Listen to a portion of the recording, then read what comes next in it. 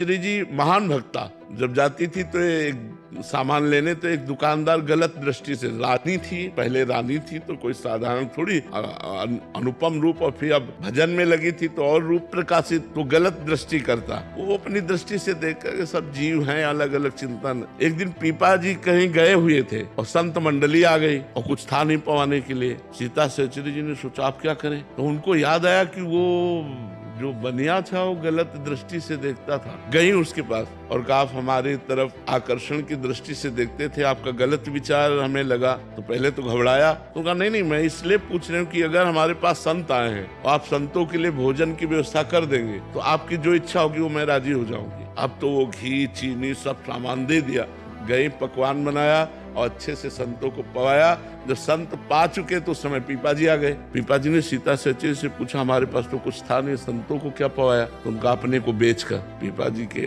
आंसू आ गए। उन्होंने कहा धन्य है जो तुम्हारी जैसी हमको मित्र मिली, पत्नी मिली। अब बैठो हमारे कांधे पे, मैं तुम्हें ले चलूंगा उसके पास। और उसकी दुकान के पास गए, उतर गए और कहा जाओ। जे ही हो गई तो चरणों में लौट गया और कान पकड़ा और कहा गलती पड़ी, कभी हम ऐसी गलती दृष्टि से आपकी तरफ ने, आप जैसे मतलब उसको ज्ञान हो गया क्योंकि उसका अन्न संतों के पेट में गया ना, तो उसकी बुद्धि पवित्र हो गई। वो चरणों में गिरा और कहा माता आप कभी ऐसी हो, ऐसे ऐसे